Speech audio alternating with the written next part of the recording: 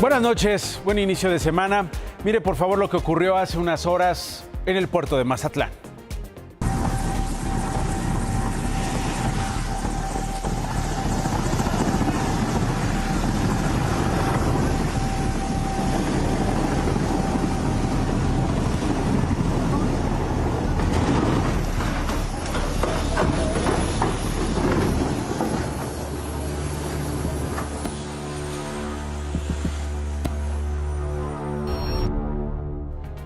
Era un helicóptero de la Secretaría de Marina que se desploma cuando acaba de despegar. La Semar informó que la aeronave MI-17 registró una falla en la potencia del motor principal que derivó en este aterrizaje. De milagro, no hubo heridos. Saldo blanco y solo un susto también el día de hoy después del sismo en Oaxaca. Eran las 9:19 de la mañana cuando se registró este movimiento de magnitud 5.6 con epicentro a 24 kilómetros al oeste de Pinotepa Nacional en Oaxaca. Durante las 5 horas posteriores hubo 150 réplicas. ¿Y qué cree? Que la alerta para celulares no funcionó. Ya ve que en 2 días será el primer simulacro nacional de este año. Bueno, pues la Agencia de Transformación Digital reveló que estaba en mantenimiento al momento del sismo y pues coincidió en que sonaron las alertas de las calles, pero no las del celular. La agencia confirmó que este sistema ya está operando nuevamente. En el Valle de México, 98% de los altavoces se activaron. Sí hubo reportes de caídas y sí hubo también reportes de crisis nerviosas, 25 en total. Esto en el Valle de México. En Oaxaca tampoco hubo daños. El temblor se sintió en regiones del Istmo de Tehuantepec, también en la Sierra Sur y en la Mixteca, así como en los valles centrales. Y ahora vamos al terremoto pero político que sigue sacudiendo a Morena y lo tiene aún temblando de los nervios. Luego de que el gobierno de Donald Trump embistiera con una acusación a 10 funcionarios y exfuncionarios del gobierno morenista de Sinaloa, de Rubén Rocha Moya, que pidió licencia para que llegara ella, Geraldine Bonilla Valverde. El sábado se volvió gobernadora interina. Ambos trámites, el de el gobernador con licencia y el de la gobernadora interina, se votaron en fast track en el Congreso de Sinaloa. Faltaba más. Bonilla Valverde era la secretaria de gobierno, ahora se convirtió en la primera mujer en gobernar Sinaloa. Pero, ¿quién quiere ser hoy gobernadora de Sinaloa? Pues más bien se sacó la rifa del tigre, una mujer que en un evento, el propio Rubén Rocha Moya, con tintes, ya sabe, misóginos, clasistas, la llamó así, ¿se acuerda? A ver, Geraldine, espero que no te enojes, pero para que sepan aquí. ¿Quién era Geraldine antes de que ya es la segunda vez que es diputada? Geraldine era una meserita de una lonchería de Dimas, ¿eras o no? Y trabajaba, nada más que le tocó una de las tómbolas de Morena. Meserita. ¿Y por qué el diminutivo? Parece que era el sello del gobernador Rocha Moya, pero ¿por qué meserita, el diminutivo? ¿Por qué era mujer? ¿Por qué es mujer? Ese tufo de la frase apestaba la idea de que una mesera no puede gobernar un estado. ¿Por qué no? Tanta falta que nos hacen meseros honrados, meseras capaces en los gobiernos, en lugar de tantos que dicen que estudian, que llevan décadas en los poderes y terminan acusados de ser parte de las mafias. Otro de los acusados se llama Enrique Alfonso Díaz Vega, el que se encargaba de las finanzas en la administración de Rubén Rocha Moya. A él Estados Unidos lo acusa de ser el vínculo directo con los Chapitos. Él, que reportó tener un patrimonio superior a los 141 millones de pesos, que todo mundo se pregunta si coincide o no con lo que ganaba como funcionario público y con lo que reportaba de ganancias por sus empresas. De acuerdo con su declaración patrimonial presentada antes de su renuncia en el 2024, Díaz Vega reportó ingresos por 7.8 millones de pesos en su último año, de los cuales apenas poco más de 300,000 venían de su salario como servidor público, mientras que aseguró que 7.5 millones de pesos eran producto de sus actividades privadas. En Imagen Noticias de la Noche encontramos que tiene 8 empresas registradas ante la Secretaría de Economía de diferentes giros como la construcción, autos e inmobiliarias. Según la acusación de Estados Unidos, Díaz Vega fue el enlace entre los Chapitos y Rubén Rocha Moya. Incluso transmitía al gobernador mensajes del cártel. Fue quien entregó directamente a Iván y Alfredo Guzmán, hijos de Joaquín Guzmán el Chapo, una lista con los nombres y direcciones de los oponentes de Rocha Moya en las elecciones del 2021, para que su gente pudiera amenazarlos y obligarlos a retirarse de la contienda electoral. Con ella, los narcotraficantes comenzaron a intimidar y a secuestrar oponentes. La acusación detalla que la lista que les dio el exsecretario de Finanzas a los Chapitos también fue la guía para que sicarios del cártel robaran papeletas y urnas de partidos opositores el día de la elección. Al llegar a la gubernatura, Rubén Rocha Moya nombró a Díaz Vega secretario de Administración y Finanzas de Sinaloa, cargo que dejó en febrero del 2024. En caso de ser juzgado en Estados Unidos, podría enfrentar una pena que va de los 40 años de prisión a la cadena perpetua. ¿Sabía el gobierno federal mexicano de vínculos de Rocha Moya con el crimen organizado? ¿Por qué le dieron esta noche protección especial al gobernador con licencia? ¿Hay riesgo de que, como cuando pidió licencia Javier Duarte, ¿se acuerda?, se nos pele el sinaloense?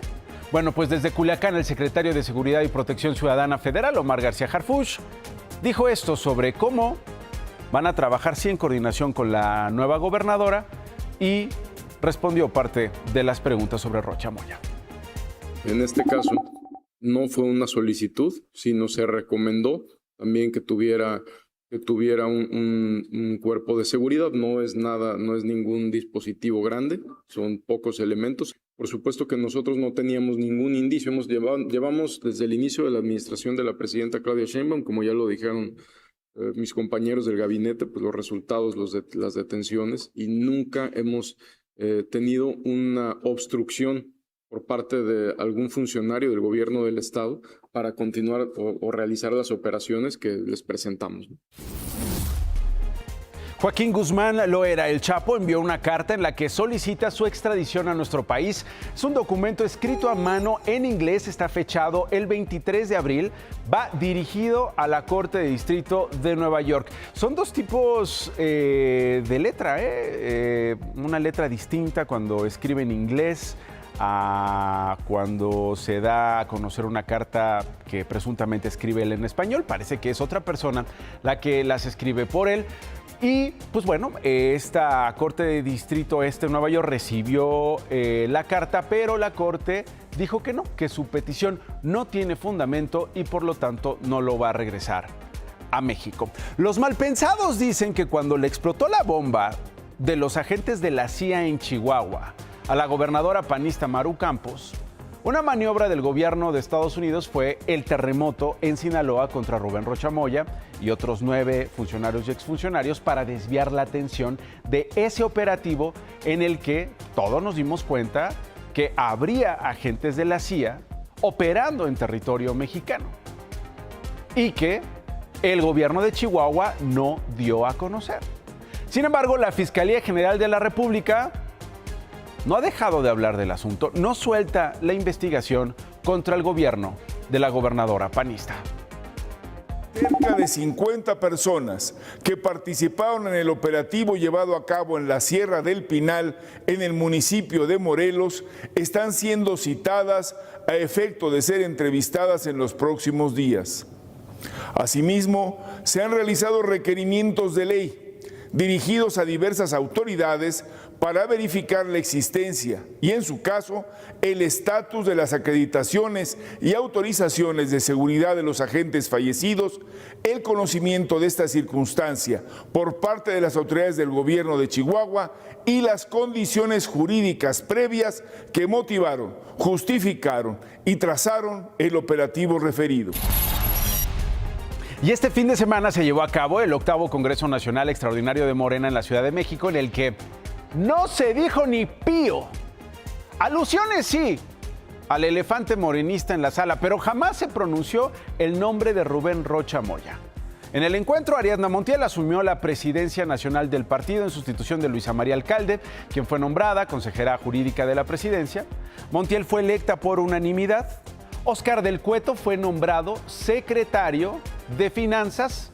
Ambos, junto a la recién nombrada presidenta de la Comisión Nacional de Elecciones, Itlali Hernández, tienen la labor de definir las candidaturas para la que será la elección más grande de la historia del país en el 2027. Y ahora sí dicen, y ahora sí prometen, no va a pasar candidata o candidato alguno que tenga mancha mínima de vínculos con la criminalidad.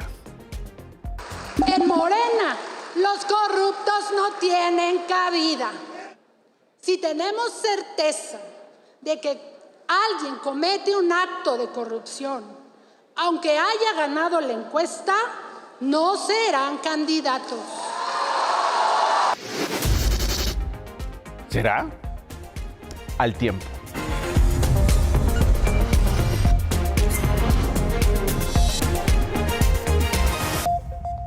La de hoy, en Mexicali, Baja California, un pequeño, 3 años de edad, llamado Vicente, murió por un golpe de calor luego de que su mamá lo dejara por horas dentro de su camioneta. Dice que se le olvidó su hijo, que no se acordó que lo había dejado amarrado a la silla de seguridad. Autoridades señalan que todo habría ocurrido la noche del viernes cuando Roxana llegó a su casa en el fraccionamiento La Rioja y dejara al menor amarrado.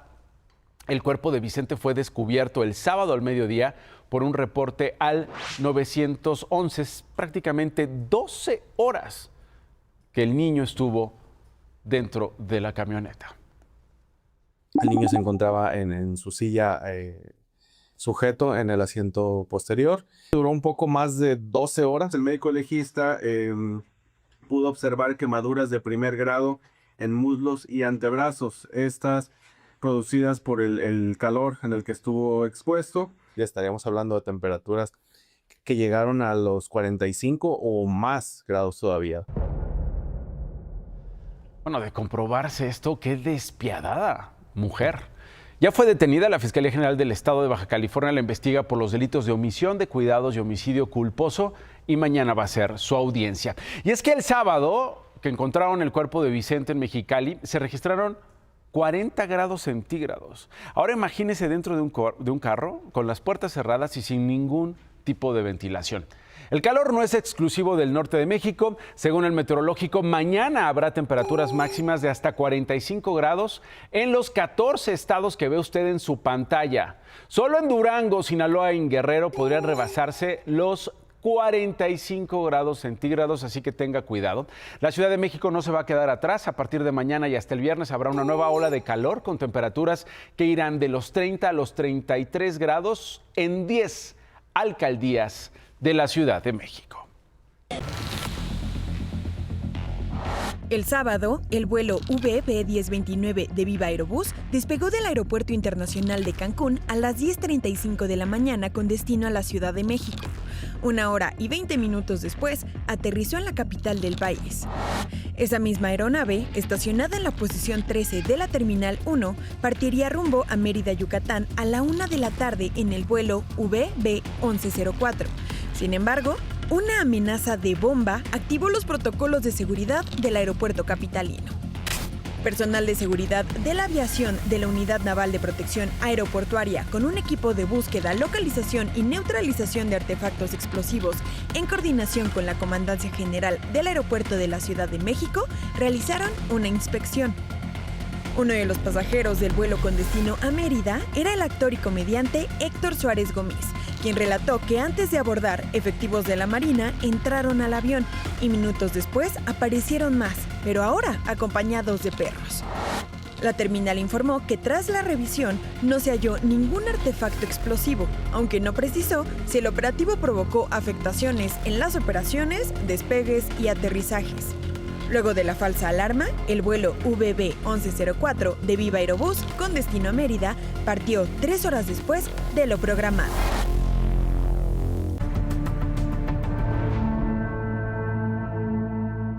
En Estados Unidos, los abogados de Nazón Joaquín García, líder de La Luz del Mundo, acusado de abuso sexual, plantean un debate sobre libertad religiosa para desestimar un nuevo juicio en contra de su cliente, programado para marzo de 2027. Fíjese, según la defensa de este guía espiritual de esta iglesia, las personas que denuncian haber sido víctimas de abuso sexual no fueron coaccionadas para tener relaciones con él. Aceptaron porque creyeron que ser abusadas sexualmente las acercaba a Dios. En una moción de la defensa dirigida a la jueza a cargo del proceso, los abogados del líder religioso afirman que las leyes en ese país prohíben calificar un sistema de creencias, por lo que se equivocaron al criminalizar las prácticas de dicha iglesia. Según el documento, es parte de las doctrinas de La Luz del Mundo. No hay delito en un acto sexual entre dos adultos si uno de ellos lo hace porque cree que va a complacer a Dios y que se irá al paraíso si lo hace. No hay fraude ni coacción si el acusado le dijo a alguien que Dios sonríe a aquellos que tienen sexo con él. ¿Qué acto criminal se comete por decirle a la gente eso?, dice el documento de la defensa.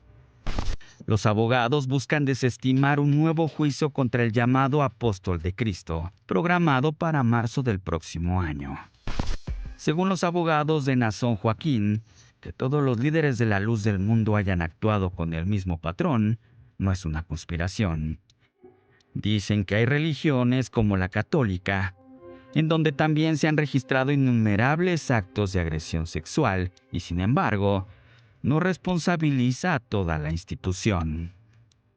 Mientras en México, la semana pasada un juez echó abajo el carpetazo de la Fiscalía General de la República y ordenó reabrir la investigación contra la organización religiosa La Luz del Mundo. Los líderes de esta organización religiosa en México están señalados de construir y dirigir una red de abuso sexual y enriquecimiento ilícito.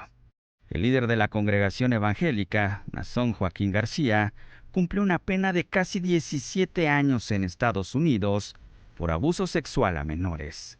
La Luz del Mundo, al ser había reabierto la carpeta, oficialmente está siendo investigada por crimen organizado. Es una institución que inició aquí en México y los abusos han sucedido desde el inicio de La Luz del Mundo. O sea, hay muchísimo que investigar. Las pesquisas en México y Estados Unidos contra la organización iniciaron en 2019. Pero en diciembre de 2025 la Fiscalía General de la República le dio carpetazo al caso. Y hace unas semanas el gobierno federal aseguró que buscarían reabrir la investigación. La Fiscalía se enfocó en mantener esta carpeta cerrada, después de que la presidenta públicamente le dijo a México que ellos, propiamente la Fiscalía, iba a impugnar para que las víctimas obtuviéramos justicia. Según los afectados por La Luz del Mundo, el juez que revirtió el carpetazo resaltó la falta de cooperación entre autoridades mexicanas y estadounidenses para revivir la investigación. Pensamos que esto iba a ser algo que nunca se iba a reabrir, por lo delicado del tema y por la complicidad de esta gente. Lo único que yo espero o esperamos nosotros como exmiembros es que haya algún tipo de investigación y por ende justicia. Ojalá la haya, ojalá llegue esa justicia. Solo en nuestro país La Luz del Mundo presume contar con casi 2 millones de fieles, entre ellos juezas y políticos, como Emanuel Reyes, senador por Morena, Hamlet García Almaguer, exdiputado y consejero de Morena, Israel Zamora, ex senador por el Partido Verde y actual militante de Morena. Las juezas Madian Menchaca y Elusaí Rafael, ambas hijas de ministros de la Luz del Mundo, así como Salma Martínez, quien ha reconocido ser creyente del culto evangélico. Y ahora le voy a presentar esta otra forma de estafa en la Ciudad de México. Tenga mucho cuidado, sobre todo si en estos momentos está buscando rentar un departamento. Alerta.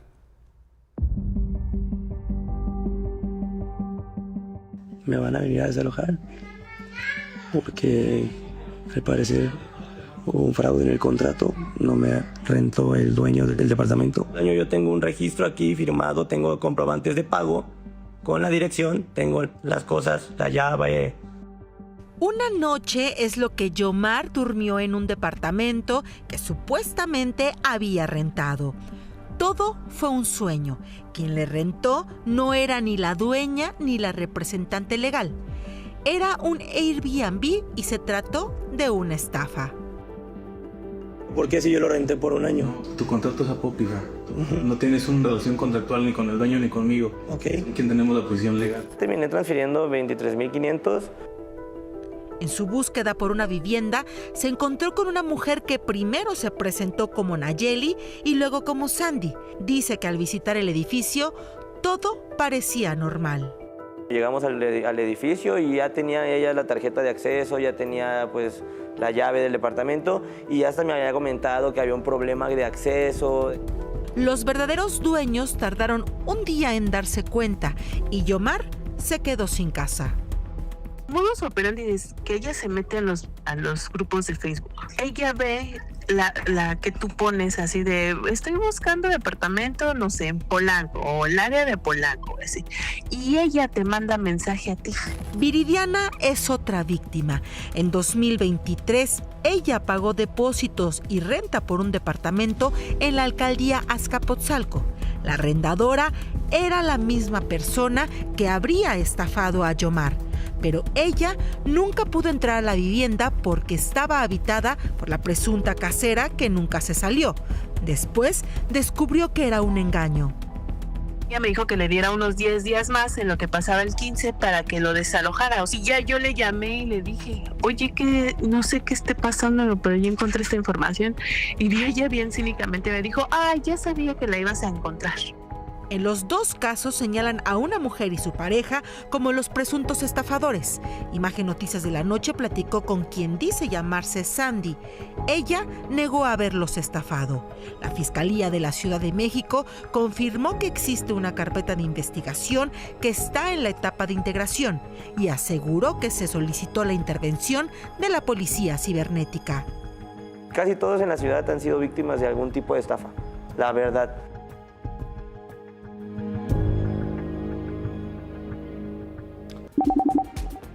Mucho cuidado.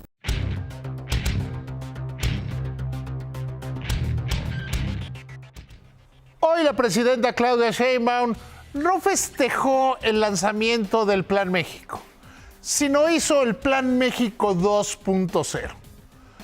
Tiene un sentido ya de urgencia en las cosas. La realidad es que lo que está buscando es que la economía crezca por lo menos a su potencial, es decir, que el crecimiento del Producto Interno Bruto sea por lo menos del 2% anual. ¿Qué es lo que hizo? A la Agencia de Transformación Digital le dio una misión de simplificar las cosas.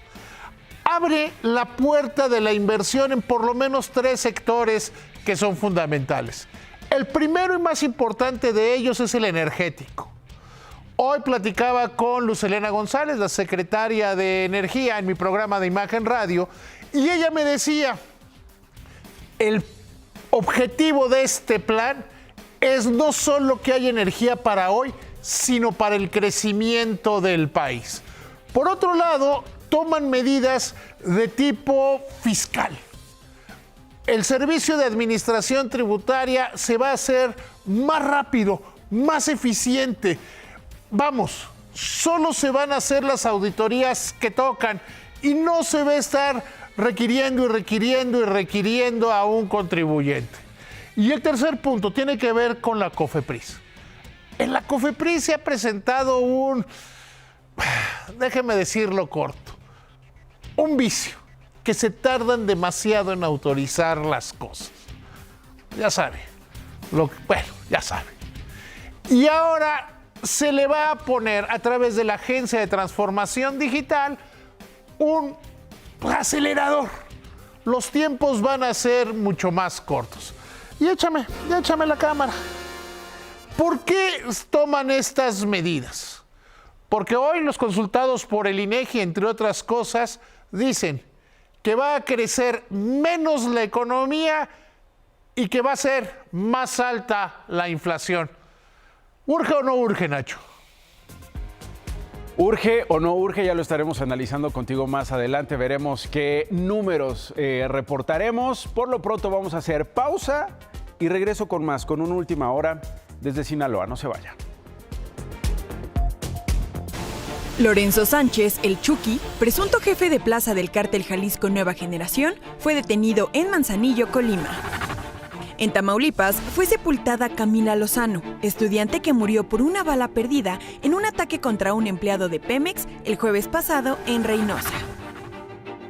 Un juez vinculó a proceso a Udías Flores, el jardinero, líder del cártel Jalisco Nueva Generación, por los delitos de portación de armas de fuego y de cartuchos de uso exclusivo del ejército.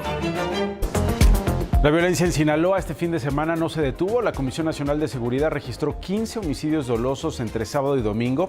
Y hace unas horas una mujer murió, era una trabajadora, luego de que esta tarde un presunto grupo criminal arrojara varias bombas Molotov al casino Tropicana en el sector de Tres Ríos. El ataque dejó al menos 2 heridos. Según autoridades de protección civil, en ese momento solo había empleados. El incendio ya está controlado, pero no hay detenidos. El pasado 28 de abril, por cierto, este casino ya había sido baleado por desconocidos. Muchas gracias por elegirnos. Ya viene ¿Qué importa? Nos vemos mañana.